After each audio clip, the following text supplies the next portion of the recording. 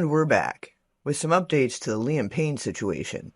I wanted to touch on this a while back, since there were some parallels to the Diddy situation and some other notably mysterious deaths within the music industry, but I'm juggling a lot of different projects, and I can't just half-ass things. Shedding tears and seeking comfort, Liam Payne's fans stand vigil outside the hotel in Argentina, where the former One Direction singer died Wednesday after falling from a balcony. A shock. I'm in shock still.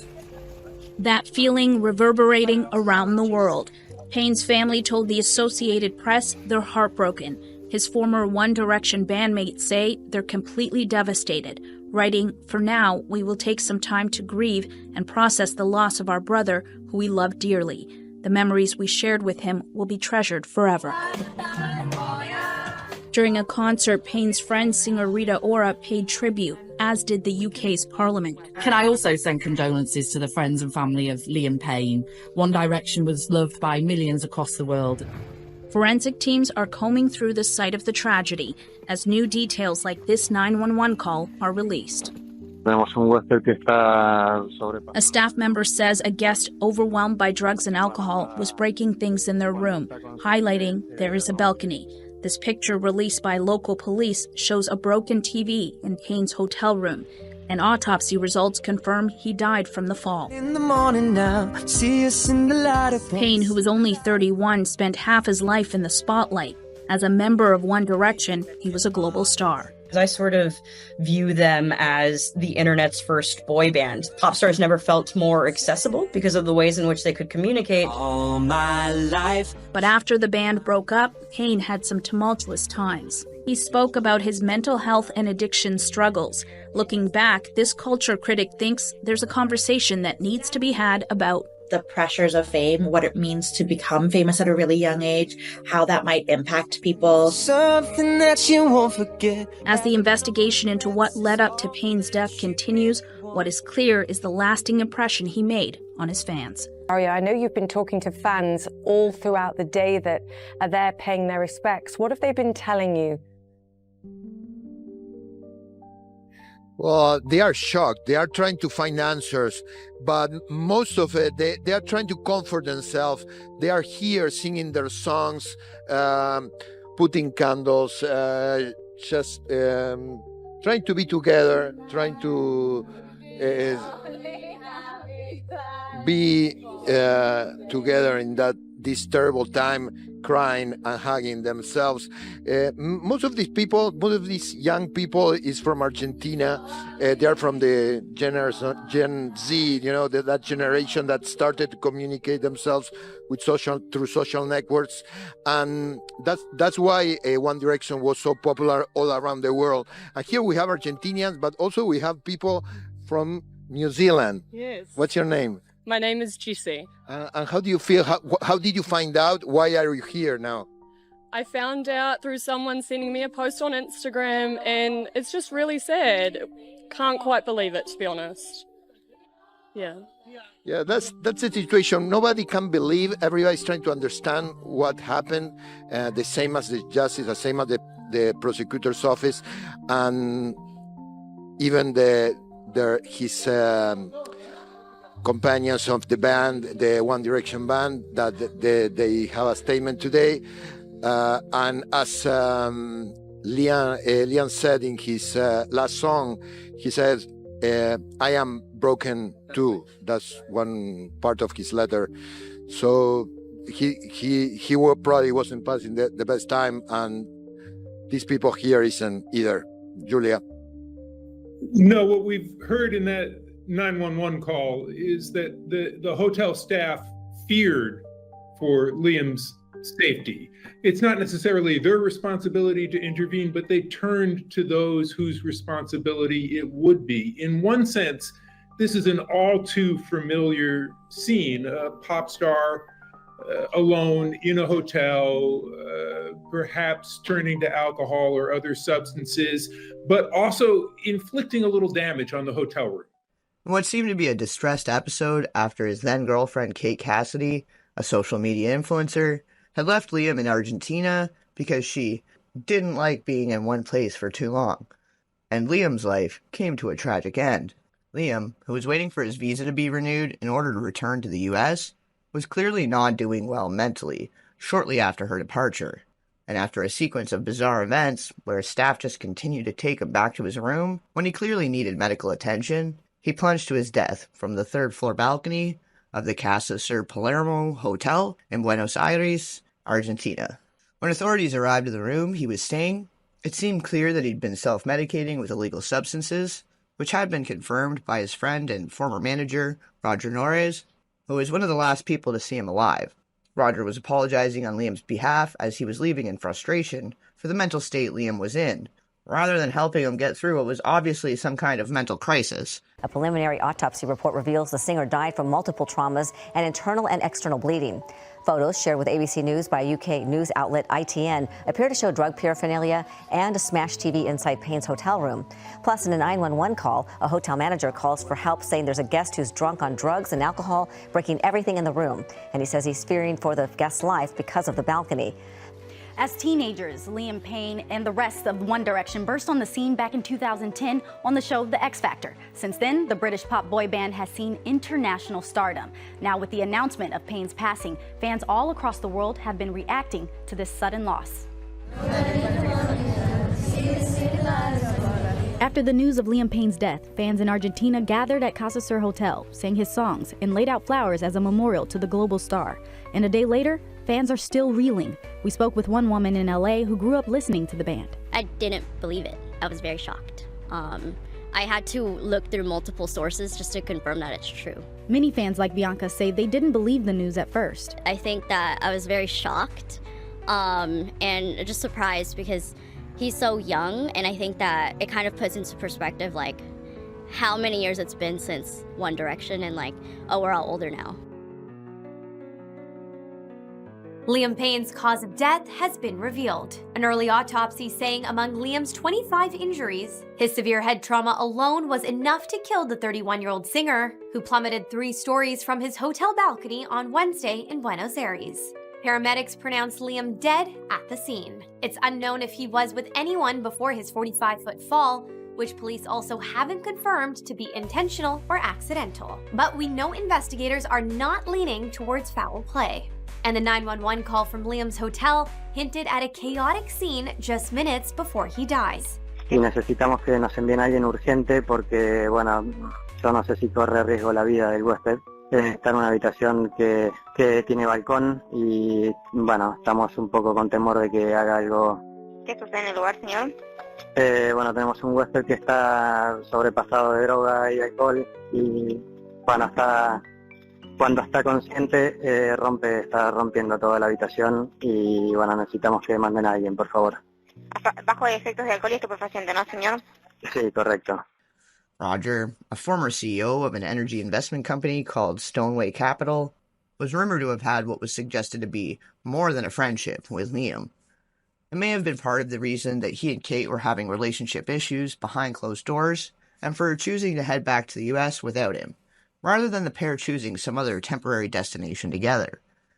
A female witness who had also encountered Liam that evening claimed that he told her, "I used to be in a boy band. That's why I'm so effed up." Within that 30 minutes or so, this woman, who is going by the name of Rebecca, recalls witnessing Liam, who was supposed to have checked out earlier that morning, smash his laptop in the lobby and pretend to choke a woman, before soliciting the company of 2 ladies of the night and a British man, who was later identified as Roger. To onlookers, he seemed to be desperate for attention and causing an unnecessary scene, but it seems clear to me that he was desperate for meaningful human connection and support, which became apparent when it was reported he had said, "All right, come on you lot, get in the elevator with me, I love a cuddle," as he entered the lift with his small entourage. He had kept leaving his room and interacting with other guests and passers-by out front of the hotel for a reason. He couldn't bear to be alone with himself. But was it to the point of wanting to no longer be with us? I don't think so.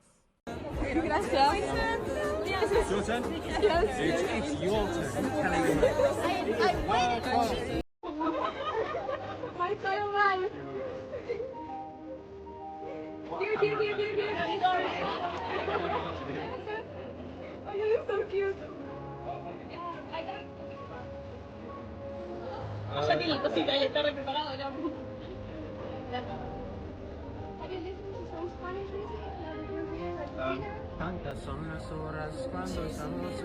There you go. Yeah, you should keep coming.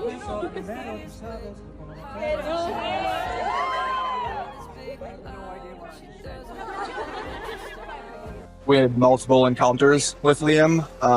Multiple times had come down to the lobby, was causing a disturbance, kept being escorted back up to his room. There was an incident where he was very frustrated and was smashing his laptop in the lobby. And then the final time he came back down, he actually passed out in the lobby of the hotel, looked like convulsing a little bit, and had to be physically taken back up to his room. And that was about 5 minutes before the eventual incident that happened. I was in my hotel room, 2 floors directly below, and saw the body fall through. Looking out the window, saw the body fall, and obviously heard the aftermath and could see his body on the ground afterwards. It didn't seem real.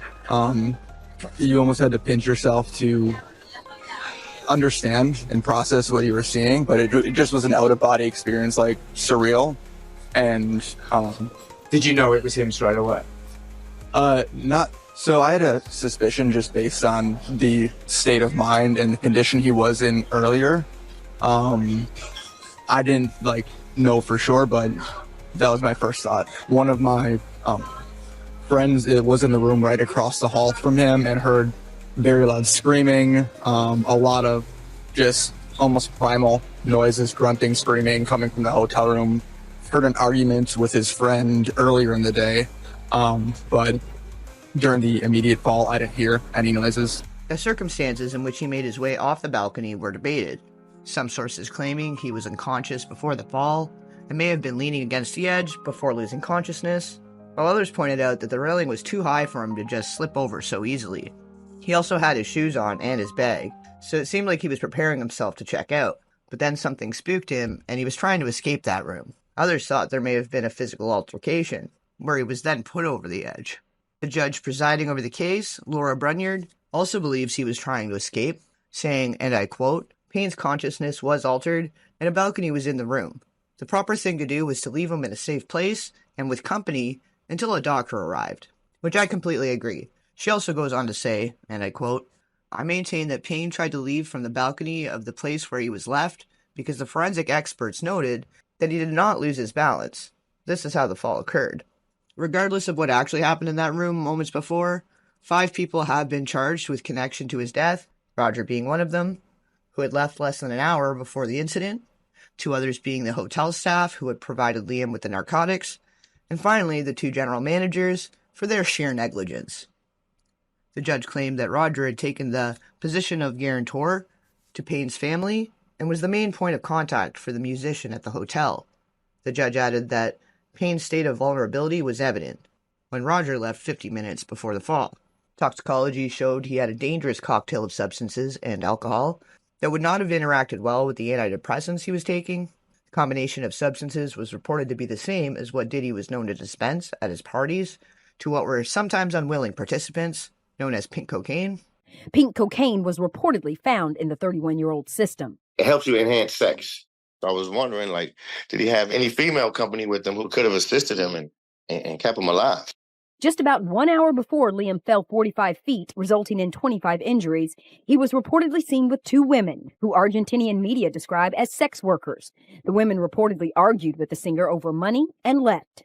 Investigators are still combing through cell phones, computers, and photos while also awaiting full toxicology results. Some have even rumored that some of Diddy's associates were in Argentina at the time, including Queen Bee herself, although those reports were never confirmed. So make of that what you will. This all seemed very similar to the Aaron Carter situation, just in a more rapid succession of events leading up to the tragic end, showing the danger of yes-men that surround young stars and take on the management and control of their life and finances, while ignoring their best interest and mental well-being. It's a lot easier to manipulate someone who is frequently intoxicated. I'm doing good, man. You doing good? Yeah, staying strong. It's been 8 months of a lot of turmoil and back and forth. But at this point, I think that I've got it under control. I'm doing everything that I need to do, and just focusing on my music, which is I love. It's my passion, and really just taking care of my aftercare, and which consists of what? The care. You're doing what you have to do. So what does that mean to you? Basically, a lot of people in the news, there's hundreds of posts from media, and they all said, that I'm in rehab, right? That's not what's happening. You're not in rehab. No, I'm not in rehab.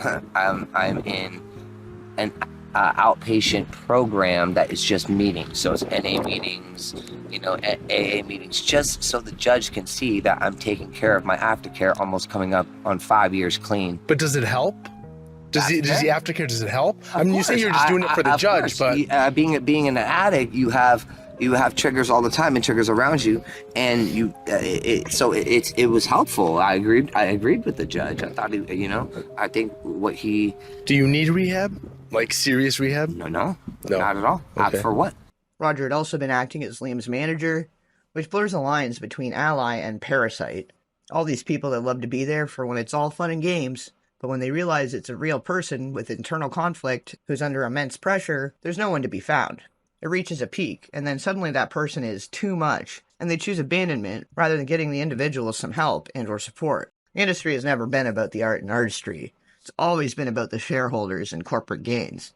And when you're no longer fitting into that program, you can quickly become a liability. And well, we know what comes next. Is it possible that Liam was on the verge of revealing something about his experience being the youngest in the boy band One Direction? Same as Michael Jackson had been, who was previously the youngest of the Jackson 5, when Michael was only 5? And how Aaron Carter began speaking about his experience of becoming a pop sensation at the age of 7. Although Liam was a teen when he was discovered and One Direction was formed, we know the industry can be a treacherous place for even the most street-smart adults trying to catch their big break, as we've been learning with regards to how Diddy and associates use their power and influence to serve themselves, while many artists with infinite potential are left to the wayside. I'm surprised they didn't try to say that Liam got that live on you, but he went over that balcony. But the thing is, they say he went on his own. But there's 2 other things that I considered as I speculate. This is all my speculation. None of this is true yet. But what if somebody told him he had to jump off? Man. What if he would have rather jumped and be pop-out? Right. Or maybe imminent danger was there. And it's alleged that only escape. Right. It's alleged that he had Tootsie. No, that's not alleged. That is a fact. There, Rook. It was found in his system in his autopsy. That's not alleged. That's crazy. The Tootsie, the game. Mm-hmm. Yep. Jack, Liam Payne, his fall. There's a lot of alleged things they're saying that happened. Multiple levels, his fall. There's a lot of speculations. Personal life. Right. Health. What is his ties to Diddy? I mean, all of those kids from that era, even the British bands, they all partied with Diddy.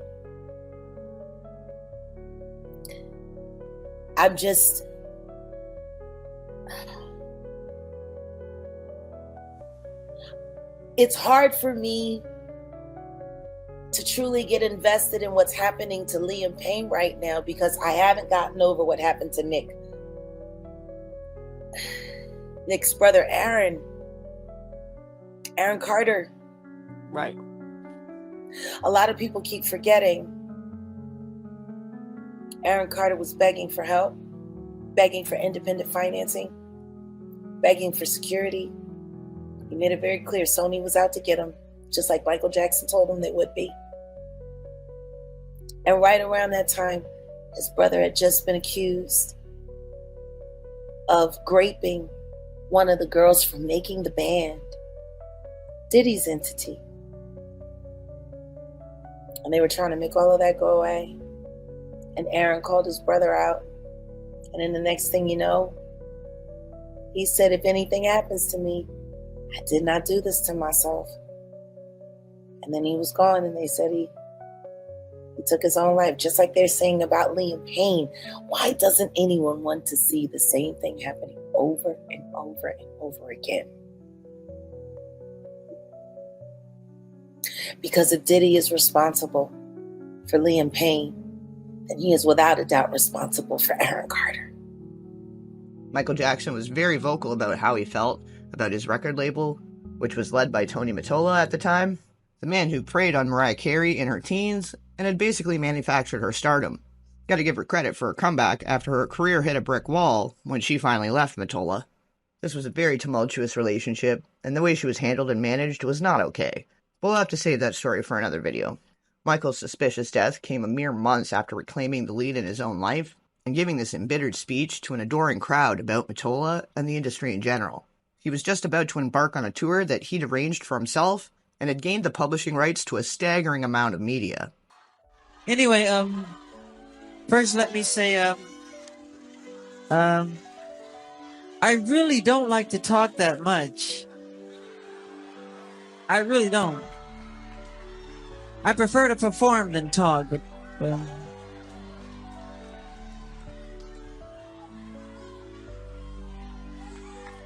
yeah.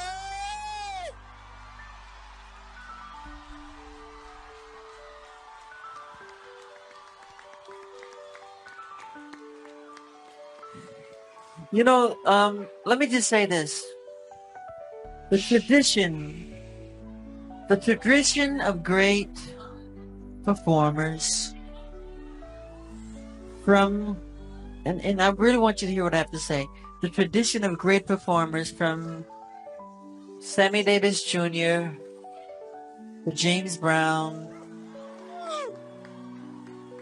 to Jackie Wilson to Fred Astaire, Gene Kelly.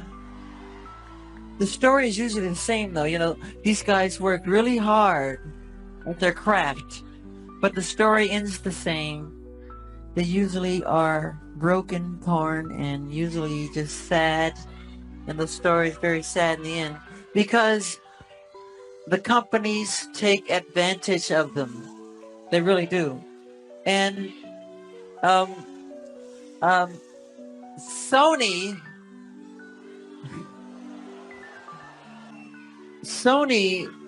being being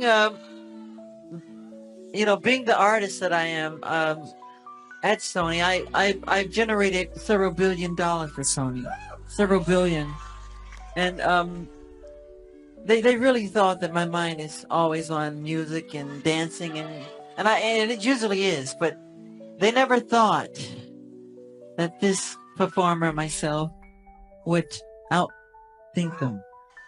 So we can't let them get away with what they're trying to do because now I'm a free agent. Yeah. I just owe Sony one more album. It's just a box set, really. It's with 2 new songs which I've written ages ago. Because every album that I record, I write, like, literally, I'm telling you the truth, I write at least 120 songs every album I do. So I can do the box set, just give them any 2 songs. So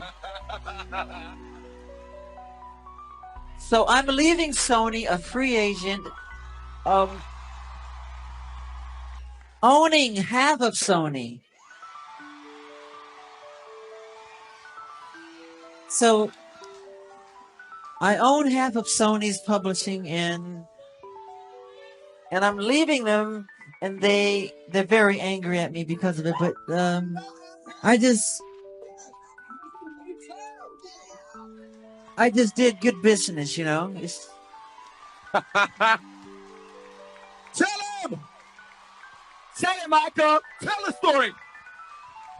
But so the way they get revenge is to try and destroy my album.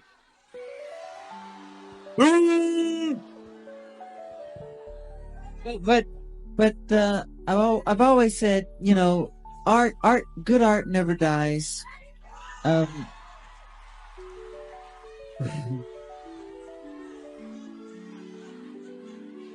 Thank you.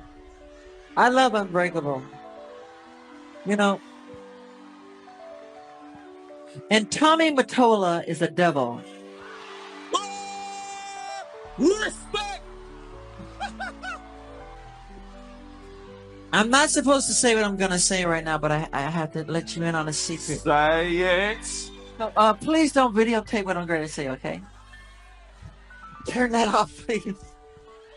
No, what? I don't mind. Tape it. Oh! Michael is getting gangster today! Yeah. Mariah Carey, after divorcing Tommy, came to me crying. She was crying so bad I had to hold her. And she said to me that this is an evil man. And Michael, this man follows me, she said. He taps her phones. And he's very, very evil. And she doesn't trust him. And he is a horrible human being. And we have to continue our drive until he's terminated. Oh! There you go! We can't allow him to do this to great artistry. We just can't. I just want you to know I appreciate everything you've done. You've been amazing. You're so loyal, Diana. Everybody, Waldo, all the people here, I love you all. You've been amazing. Thank you! I love you. But still, I promise you, the best is yet to come. Yeah! Promise. Everybody back! Alright. Put it calm down! Whoa! That's the king of pop! Everybody, the king of pop! Michael Jackson has spoken to all of you today! 3 cheers for the king of pop! Hip hip! Hip hip! Hip hip! Aaron Carter would later share the same sentiments about his label, how he was being managed, and the way they were withholding funds that he'd rightfully earned. Hey everybody out there, this is Aaron Carter. I want to verify that this is actually my GoFundMe page. There's been a lot of misdirection that I've had to do in order to protect myself from being a silence breaker for my brother who is a rapist. And now they're after my life. My whole family is after my life. And they're setting me up. And Sony Records owes me $3.5 million, and they don't want to pay me, and it would be in their better interest, just like Michael told me. And Brad Paisley, who sued Sony Records for $10 million, they owe me money, and they're trying to kill me off.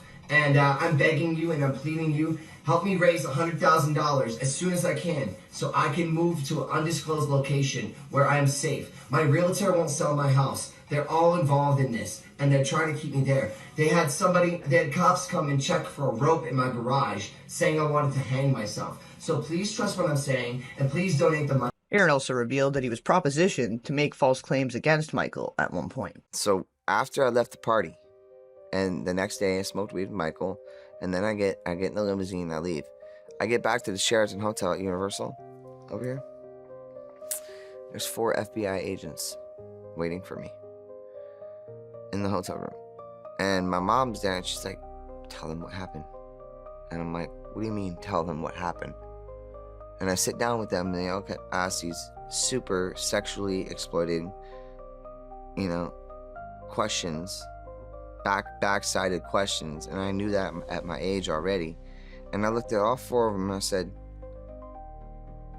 I said, are y'all crazy? I said, what you think I'm gonna do? Tell you that Michael did something bad so that we can sue him for money? That's what I told him. I was like, and I looked over at my mom and I was like, are you serious, Mom? I was like, what is going on here? Why are you letting this happen? And she goes, well, I think something happened, I think something. I'm like, really? That man did nothing but be hospitable, kind, loving, giving, everything you could think of. We rode 4-wheelers for 5 hours, me, him, and Chris Tucker in the mountains at nighttime after his birthday party. Him and I hung out and talked pretty much all night. Got a couple hours of sleep. I wake up, he's not even in the room. He pulled out a cot for me in his room because I asked him, I was like, I want to hang out with you. I want to be around. It was Michael. Yeah. I want to hang out with him. I wanted to hang out with Michael. He pulled out a little cot or something. I laid on the cot. I wake up in the morning. His bed's made. There's a cleaning lady that wakes me up. I keep asking, where's Michael? I go over. He's got this huge statue figurine that Michael Jordan sent him for his birthday because he collected that stuff. Went and smoked some weed with him. Get in the car. And then all this shit happened when I got back to LA. And I'm like, what the fuck is this? I was like, and I looked at my mom. I go, are you really trying to go at Michael and use me for a money grab? I was like, nothing. And I looked at him right now. I said, nothing happened. All the dots connect. He'd also been speaking about his childhood experiences in reference to his older brother, Nick Carter, in support of the alleged victims taking legal action against Nick. Did a pretty thorough deep dive about Aaron and his family and what led to his demise. So I'll add a link to the description. Did you have a pretty average childhood before the fame came into the picture, before your brother blew the fuck up? No, because people don't realize that I sold 1 million records a year after Nick joined the Backstreet Boys. So it was only a year before that happened, because I feel like the way that a lot of people assume is that he blew up, and then they were like, okay, let's give this They other blew kid up in 96, I blew up in 97. Okay. And then I toured with them in 98, and that was the last time I ever did anything with the Backstreet Boys. And the last, listen to this fucked up shit. The only time the Backstreet Boys ever came up to me ever again after 1998 was when I was doing Dancing with the Stars, and all 5 of them showed up. Oh, why are you guys here? Promoting a new album. So they showed up, and they ended up doing like 3 shows, like three songs, performances on Dancing with the Stars, because they were pretending like they were my family while I was blowing up with 22 million ratings, and I had the biggest season ever. I've got my mind right. Nick, you walk a fine line. I say I'm just fine, but you all say I need more time. We slanging low blows. I skip the high road. Life as a pyro. I'ma watch it all burn down. You know what all the fans started saying, and Nick got all of his fans to say? They took it as a threat? They took it as a threat, and they said it got pulled. They were trying to say it got pulled down because of a threat. But I actually wrote that song about my ex-girlfriend, Lena. Oh, okay. But does it apply? Who assaulted me and hit me, and I got a restraining order against her. Who was it that did this? My ex-girlfriend. So, and I gotta be healthy. I gotta gain some weight right now. I'm a little skinny because of my eating disorder and because of the stress, so I gotta gain some weight. What eating disorder do you have? I have a hiatal hernia. What's that? So a hiatal hernia is a stress condition of a 90-year-old man. So basically my insides are as old as a 90-year-old man. And I got that stress condition, the hiatal hernia, from Nick. Right. From him forcing me drinking. Okay. Wow. And I wonder why Nick hasn't responded to anything, any of these allegations. He hasn't said one thing, guys. Yeah, he just wants to act like you don't exist, huh? Well, he hasn't responded to it, but I'm the only one responding to it. I'm the one that's like, I have nothing to hide. So why won't you respond? Why would you file a restraining order against your brother 45 days later when you heard that he said he wanted to kill your wife? You know what happened? Where did that come from, that he thought you wanted to kill my twin his sister? kid? My twin sister has a restraining order against me here. I got banned from the Grove. The Grove? Yeah. And they were trying to set me up to have Angel and Corey, her husband who works there, come to the Grove and violate my TRO, temporary restraining order. Oh. And then I got the fuck out. Wow. And the cops showed up and they're like, well, we have to drop this case because he did the right thing. Right. Because I'm smart as fuck. Someone asked me a question the other day. They said, oh, is Nick single? I'm asking for a friend. And I said, not yet, but he will be when he's in jail. Really? Do you think that he needs to be in jail? Like, of course, the world would he be is a better place if he was serial locked rapist, up? And I was raped also by my own sister because of her medical conditions and stuff like that. So it's like justice needs to be served. Justice needs to be served on a cold platter. Allegedly. On a cold platter. Allegedly. Yeah, allegedly. So I don't know, not fucking allegedly. I was there, man. For me, it's an allegedly. Well, for you, because you don't know. Right. When LaToya looks at video of her brother, she not only sees him, but she sees the people surrounding him, who she says did him harm.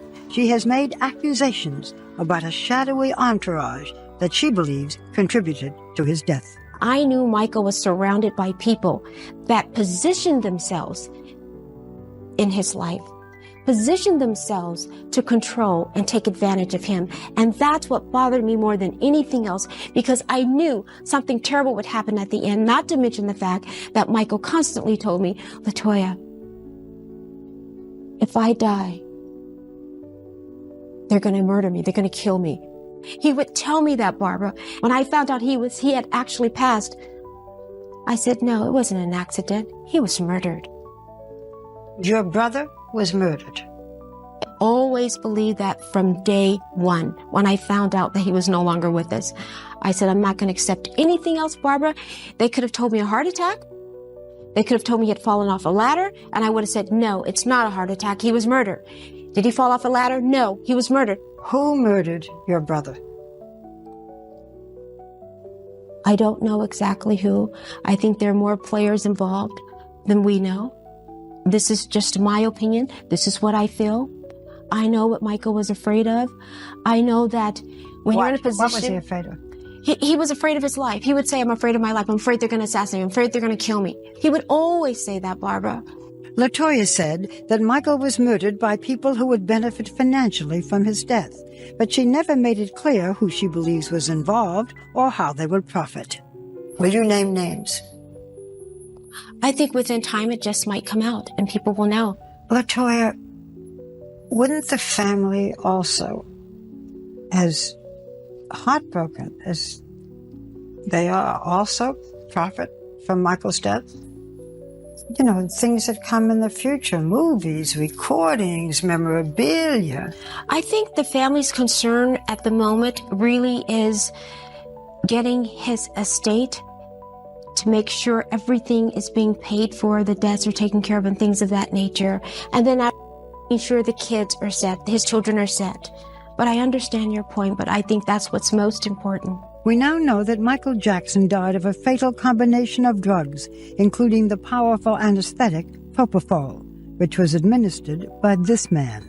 Did Dr. Conrad Murray murder your brother? Barbara, something went wrong. It has been reported that Michael's eldest son, Prince, was summoned by Dr. Murray to help resuscitate Michael, Prince's own father. That must have been a terrible experience for him. Is it true? Yes, he did call Prince. He watched him do this, Barbara, and you don't do that to a child. You don't do that to a child, especially when you knew prior to asking that child to come up that Michael was no longer alive. You feel that Michael was dead long before he went to the hospital? Oh, yes. Dr. Murray has denied any wrongdoing in connection with Jackson's death. LaToya, you signed the death certificate. Yes, I did. The doctor wouldn't sign it. Dr. Conrad Murray would not sign the death certificate? No. Did you find that strange? Everyone did. Late in the night of Michael's death, LaToya went to his home, where she found an intravenous drip stand beside the bed Jackson had been in, and oxygen canisters lining. She has been accused of taking cash, jewelry, and other personal possessions, a charge she denies. She says her brother usually kept millions in cash and jewelry at his, but it was nowhere to be found. She believes it was stolen. I didn't get to the house until, I think it was 11:30, 12 o'clock at night. So that entire day went by it was over 12 hours. Michael's house was like it was ransacked when we got there. I said, who did this? And I asked security, I said, who did this? And he goes, LaToya has also been accused of taking hard drives from her brother's home containing more than 100 unreleased Michael Jackson songs. No, I did not take Michael's hard drive. Who has these unreleased songs? I don't know. You took no personal possessions, you took no jewelry, you took no money. No. From the very beginning, LaToya has said that Michael Jackson was murdered. It's murder. I think someone did it. That's my opinion. But it wasn't until 2 weeks ago that the Los Angeles County coroner backed up her claim, ruling the death a homicide, although not necessarily premeditated murder. The LAPD is continuing to investigate Conrad Murray, as well as other doctors known to have prescribed narcotics to Jackson. Do you blame Dr. Murray? Barbara, I blame any and everybody who was instrumental in Michael's life, providing him with drugs, because it was wrong. Your brother was a wonderful and sweet person, you say, but he was a drug addict. Barbara, he had 8 brothers and sisters. Couldn't anybody help him? Couldn't anybody intervene? Couldn't anybody do anything? We tried many, many times to intervene, and we were kept away. My father tried more than anybody else. He would go almost every week and try to intervene. Michael was a grown man. Does he bear no responsibility? Your brother asked for these injections. Barbara, I can ask you for $1 billion, but you'll say, no, LaToya, I'm not giving it to you. They're doctors. This is going against their license, Barbara. You don't do things like that. Michael hired his doctors himself. That's what we've been told. We don't know that to be sure, do we? What's the alternative? That someone else around Michael hired those doctors, and I've been told that over and over and over again. LaToya would not provide details, saying she doesn't want to hinder the ongoing investigation. If Jackson were still alive, he would be almost halfway through a highly anticipated 50-appearance concert tour, his first in 12 years. These will be my final show performances in London. This will be it. This is it. And when I say this is it really means this is it. Did Michael want to do 50 concerts? Absolutely not. Then why did he? Michael wanted to do 10 shows, and these people came into his life. They came and says, no, you have to do more, you have to do this. They booked them without Michael even knowing. Michael couldn't do those many shows, Barbara. That's a 22-year-old probably couldn't do those many shows the way they had them scheduled back to back. It's impossible. All I wanna say is that they don't really care about us. 2 days before he died, as he rehearsed in Los Angeles, Jackson appeared strong. The tour organizers have said that Jackson had agreed in advance to the number of shows. Hold for applause, slow umbrella fade out. LaToya believes people will be shocked at the outcome of the homicide investigation.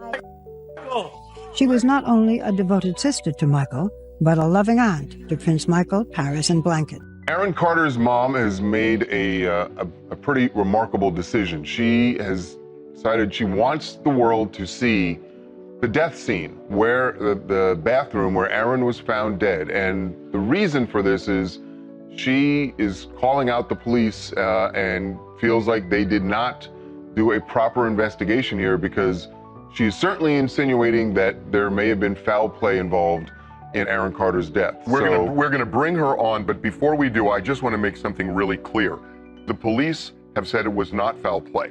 They have not identified anybody as a person of interest, a suspect, anything like that. The operating theory is he was huffing and he overdid it and died in the bathtub. So that's the operating theory. She has a different point of view. Right. The photos that she has released show the bathtub. It shows the floor around the bathtub, and there are things that she sees there or doesn't see in these images that that make her suspicious. And she wanted to make sure that Aaron's death remains something that people are talking about. And I think she's insinuating she wants people to put pressure on the police to do a thorough investigation. So joining us now to talk about why she put these out is Jane Carter, Aaron's mom. Jane, welcome to TMZ Live. Thank you so much. So Jane, why don't you walk us through what troubles you about that scene, about the things that you saw in the photographs? And the things that you've heard happened in the house. Oh, well, the first day, I got a call. The first thing, I got a call from my daughter, Angel, and she said that Aaron was found in the pool. So then I found out later that he was found in a tub, and it just, everything, the stories just kind of kept changing. But I was very concerned because, you know, he had obviously had a lot of people that were harassing him on the internet. Are you suggesting that somebody may have done him harm? Somebody who was going after him online? Oh, absolutely. Jane, what is it you think happened? I mean, you know, the police have said there was no obvious sign of foul play in his death. So what is the theory that you think may have happened? The Lancaster Police Department was there many, many times on welfare checks, sent there by different people. And, you know, the night that he died, Melanie said that there was a welfare check. And there was obviously not a welfare check. The lady Betty, that was the housekeeper, said he was fine, and nobody actually really checked on Aaron. I am so sorry, and I don't want to like challenge you on this, but I got to ask, isn't that kind of splitting hairs? The police did show up for a welfare check. My understanding is they talked to Betty, never got to Aaron because Betty said he was okay. That was my recollection. Yeah, isn't that interesting? That Betty was just like let go, and nobody knows where she is now. She was never interviewed. There was never any kind of homicide investigation, which there should have been. That house should have been closed off. People were tromping through, just like I said. And I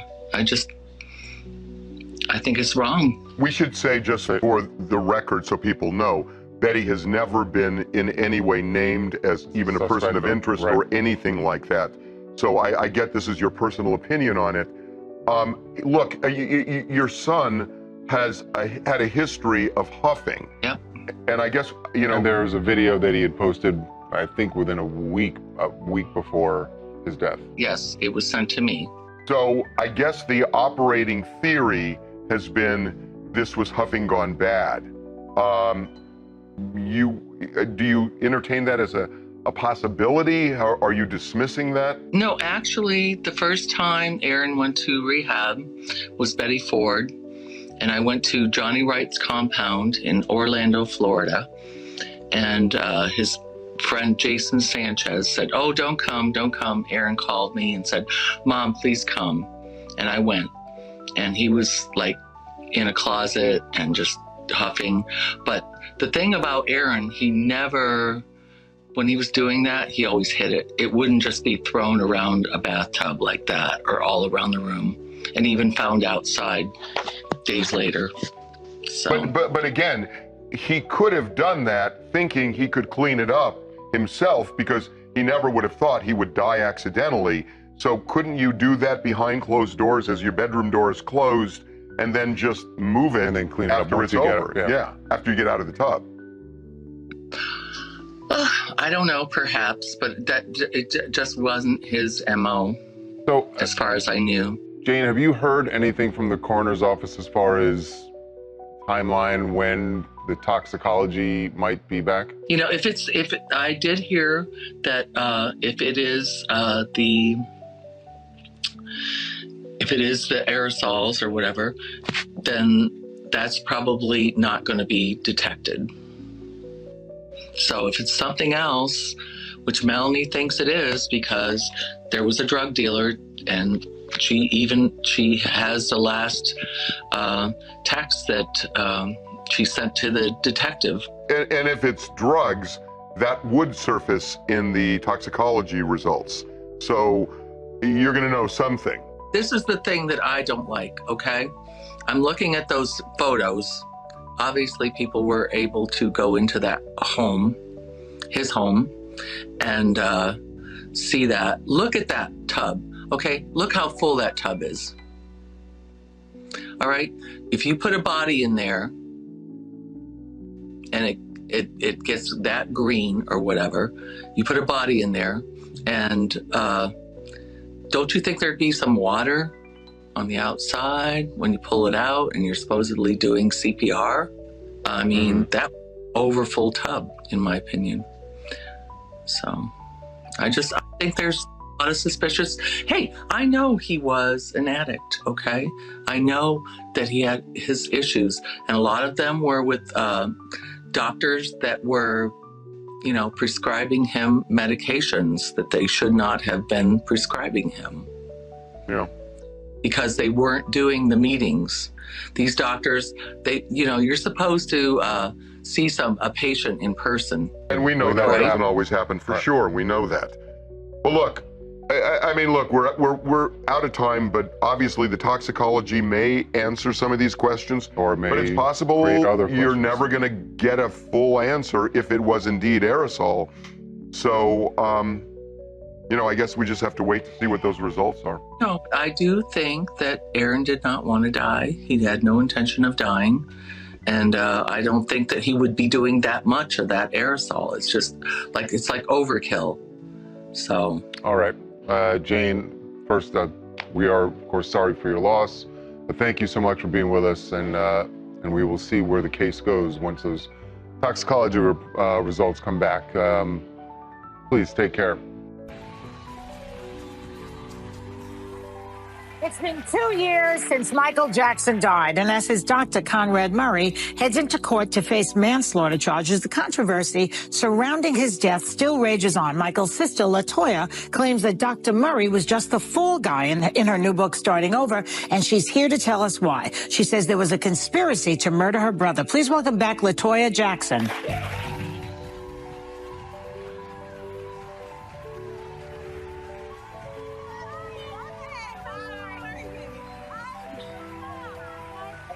Okay. So let me get through a couple of facts and things. How are you, first of all? I'm good, thank you. How are you guys doing? Everybody looks great. You look Wonderful. beautiful, too. Why, thank you. Okay. So yesterday, a judge refused to delay the trial of Dr. Conrad Murray. It's going to be taking place September 8th. It'll begin. Yes. Okay. He's being charged with involuntary manslaughter for administering these large doses of propofol, which caused Michael to overdose. The defense is saying that Michael was a desperate man. That's their position, the defense for Conrad Murray. That he gave himself the drug in order to help him sleep. That he gave it to himself. That Dr. Murray did not give it to him. What do you think about the defense's case? Okay, first of all, that's not true. And I've spoken to several different doctors. You cannot inject yourself with propofol like that alone. The minute you put it in, it goes into your system. You fall asleep immediately. Immediately, and doctors will tell you, and then you wake up after that. So somebody had to be standing there administering this to him. You mean the minute it goes in, you fall asleep, and then you wake up immediately afterwards? No, not immediately. Within 9 minutes or so, unless they're continuously doing it, or something of that nature. So he would not be able to overdose then? He would not be able to overdose had he done this himself. And I knew that would be a subject. I knew it would come back because I was over Michael's body and handling everything, all the situations. And when they came back to say they wanted palm prints and things that they had already gotten, and the way and the angles that they were doing everything, I said, I find this to be quite interesting. What you must also keep in mind is that when Michael first passed, right after that, the following morning, I was told, the coroner came and he said that whoever did this intentionally. Michael had enough propofol in him, he said, to kill an elephant. Wow. Now, mind you, propofol, it just leaves your body immediately. With Michael, it didn't, because he had a kidney and liver problem. So that made it stay into his system. But you don't think it was Dr. Murray who did it? Well, I think there was a conspiracy, right? Absolutely, Elizabeth. It was a conspiracy, and a lot of people were involved in this, and they know who they are, and they're very afraid of what I might say, of what my brother has told me. Was he used in your mind, Dr. Murray, I'm speaking of, as the sort of hitman in terms of this conspiracy? I think, honestly, in my total belief is that Dr. Murray was just the fall guy simply because he knew what was going on. But I don't know to what extent. Okay. And I can't say. I wasn't there when my brother was murdered. But doesn't it boil down to who actually administered the propofol? Exactly. Well, who actually injected it into him completely? Which would be that would be the person who would be somebody was in Michael's house outside of that doctor during that time. Now that I do know, and I know who that person was that was in his house. Now whether that person did that or not, that I don't know. But if you're saying that Dr. Murray is just the fall guy, and that there are people, way bigger than him that was behind this, what do you you want to see happen to Dr. Murray? Well, first of all, let's look at it this way. If Dr. Murray, let's think about something. Now, if you're hiring an artist to sing for you and go out and perform, and you hire a doctor as well, the first thing you tell that doctor, if he asks for an aspirin, don't you give it to him until you consult us. That's the first thing. Why would you let a doctor be in there knowing that he's doing this and allow that to happen? Your concern would be more or less, don't give him anything. Why are they just letting this doctor do whatever he wants? Even when Michael said, I don't want the doctor around me, this is what he was being said the last days, but no, you got to have this person with you. Why do you think Michael was concerned about this? What were they after? Well, first of all, he told me over and over and over. When he first told me, LaToya, they're going to kill me. I said, who, Michael? First, I thought you're Michael Jackson. Nobody in their right mind would ever think of doing anything like this to you. That's what you think. He says, no, but you don't understand. And then I saw how serious he was. He said, it's bigger than what you think. I said, well, Michael, what is it? He said, it's my publishing. They're after my publishing. They want to take it. As you guys know, my brother had one of the largest catalogs in the world, meaning music-wise. The Beatles collection was one of them. He owned the Beatles, yes. Yeah. There's an elevator music that you hear, just everything, basically a piece of every artist. I'm really intrigued because you say that there was somebody at this house and you know who it was. Can you say who it was? No, I cannot say because there were other people in the house as well. Because I prefer not to at the moment, but I will say this. I would love to have a one-on-one with several people. One person I would love to have. Safe? I would love to have a one-on-one with probably, I mean, you said because you could instinctively get from them if they had a hand in his death. Why don't you leave it to the law to deal with police who this was? Okay, you said leave it to the law to deal with this. Yes, of course, the law is dealing with this, but however, you must think about it this way. Joy, if you had a brother or sister that passed, and you knew that your sister or brother were telling you that they were going to do this to him, that it was a group of people, and this is what's going to happen to me step by step, the way he said it, not only to me, but to my mother as well, wouldn't you be concerned and wouldn't you be involved to find out who did it? Yes. I do, but ultimately it will be up to the legal system to deal with this. But you could be called as a witness by the prosecution. But of course, they consider that hearsay. Yeah, that's of course. Does your family? I know you guys talk very close. Do they agree with the conspiracy theory? Oh yes, Do. A lot of the members agree with it. Absolutely. Are you kidding? Okay, now you know the Jackson estate. It's not run by anybody from the Jackson family. Nobody from the family. It's run by two men who you feel were part of the conspiracy. Now, have Michael's kids, have anybody in the family received any money from his estate currently? As of last week, from what I was told, no. No, you haven't gotten any money. No, from what I was told. Okay, now we have to. I have to read a quote from the Jackson estate. It says, quote, the outrageous and obviously false statements made by LaToya Jackson are further examples of her willingness to say anything involving her brother for attention and money, end of quote. They go on to say that... Stop there. Well, I got to read the entire quote, LaToya. Okay. They go on to say that Michael appointed them as his executors and say, quote, their success in generating unprecedented revenues from Michael's estate, coupled with their persevering, protecting, and enhancing Michael Jackson's legacy speaks for itself.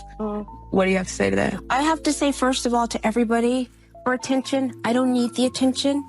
I'm LaToya. I'm known. I don't want to sound pompous, but I'm known all over the world. Yeah. I don't need the money. I have several different companies. I'm well off, very, very well off. What you have to look at and think about, look at it this way.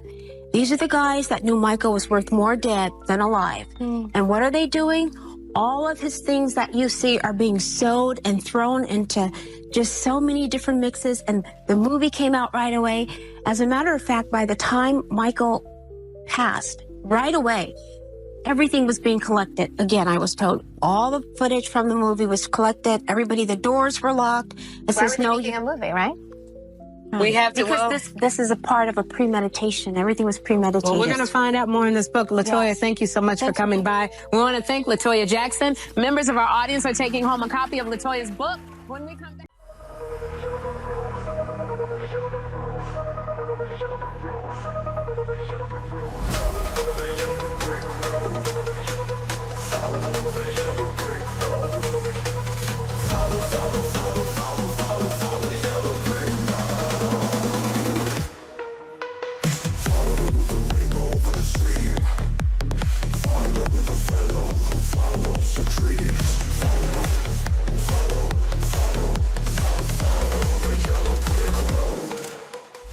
But what happened to Liam?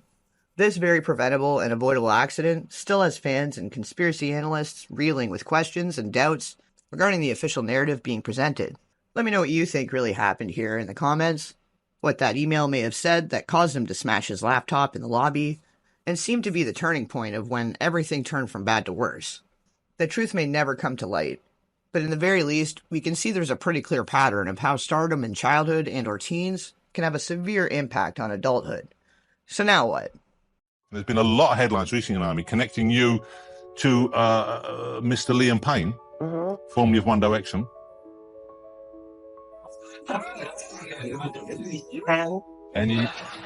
Any truth to these rumours?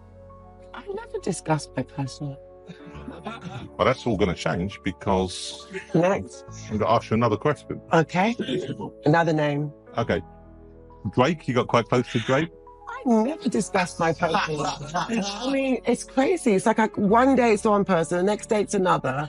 Who's tomorrow? I have 3 questions for you. You may plead the 5th to only one. Liam, in early 2019, there were rumors that linked you with supermodel Naomi Campbell, especially after you were spotted at the O2 together in January, and you were leaving sexy comments on each other's Instagram pages. Liam, can you confirm or deny that you dated Naomi? Plead the 5th. You plead the 5th. He confirmed it! Go into this new year with our eyes wide open and keep connecting the dots. I'll be continuing to put the pieces of this puzzle together that makes up the bigger picture, so make sure to like, share, and subscribe, and I'll catch you on the flip side.